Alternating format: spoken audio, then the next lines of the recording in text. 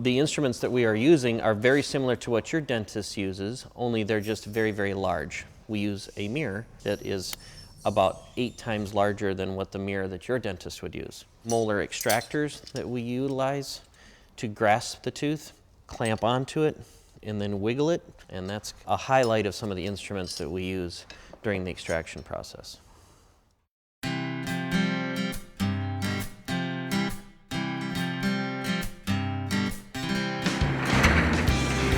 This is Nick's Wellington.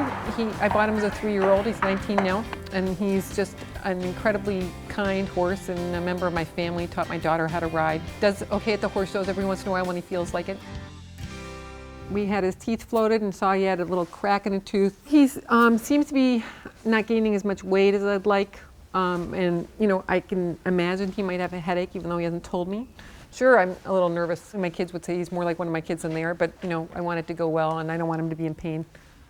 I'm now a horse trainer and I work with a lot of clients. The vets can be so important in helping, the owners diagnose what's really bothering the horse.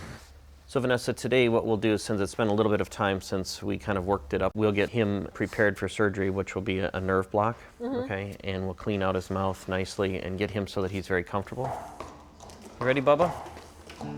Now we'll get in here and see what's going on. There.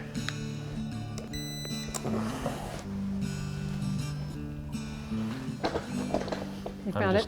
I'm just touching the fractured tooth, Yeah. and he doesn't like it. Yeah. I wanted to check it the other day and I'm like, you know what, I'm not sticking my hand all the way up there. You want to see the fracture? Sure. Well, I'm not sure, but I think so. You can see with the mirror how there's 2 pieces to that tooth. This is a normal healthy tooth with no place in the middle of it for food to get, where this one does. So we'll probably have to try to cut the tooth into a smaller piece and then bring it out that way. Vanessa, let's look at your x-ray. Sure. That is the abscess. Okay, so that's like a little infection. Yeah, so food, bacteria, everything is packing up around that Badness. tooth, and your sinus sits right here above that tooth. Okay, good. Okay. All right. Welly, I'm saying goodbye now. I'm going to say goodbye now, folks. Good luck with it. Thank you. I'm not going to watch because that wouldn't be helpful. Okay. Okay. Very good. Thanks. I love that horse like he's another one of my kids. You think about with the horses, all the stuff we do to them and how patient they are with us. And the fact that, they give us so much. To get you reconnected to nature, they're, so honest. They've got, this amazing spirit and power. So they're really fun and they're fun to ride. Can be a little dangerous too. So there's a little adventure in the whole thing. This is where the phrase, "it's like extracting teeth," was coined. The other teeth surrounding this tooth that's fractured, they've tightened or closed the gap. And so I'm cutting this tooth smaller so that I can make space to get it out. We're basically doing very fine jewelry kind of work, and we also want to be very safe for them. So we have to use something that will grind the hardest tissue in the body, which is enamel, and not cut the soft tissues. So that's a diamond disc with water irrigation, spinning at a high speed. Let's pull him ahead just a little bit. So you can see how loose that fragment is now. Here's successful delivery of half of a rotten tooth. There we go. The bottom line of what we did for this horse is the dark area that you see in the middle of the tooth was the decayed portion of the tooth. It was interesting when we started to wiggle the pieces, there was pus running out of that abscess. That little smell I was getting. Yeah.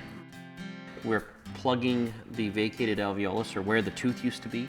No, and it, he had a loose, wiggly tooth that was rotten and festering in there up until this point, so he's going to feel better than he did. Yeah.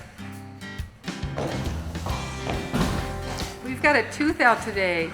Who knew that could be so exciting? But my horse is going to feel better, and that's what matters. Come on. Get up. I truly love horses. I love working on them. I love figuring it out. I like the investigative portion of dentistry and coming up for an answer. A couple of the clients were in tears today, worried about what this was going to be, and they've heard horror stories. It's a wonderful feeling to watch them go home happy, the clients relieved. It's just wonderful to do the work for them, have it go well, and be back on the road the next day.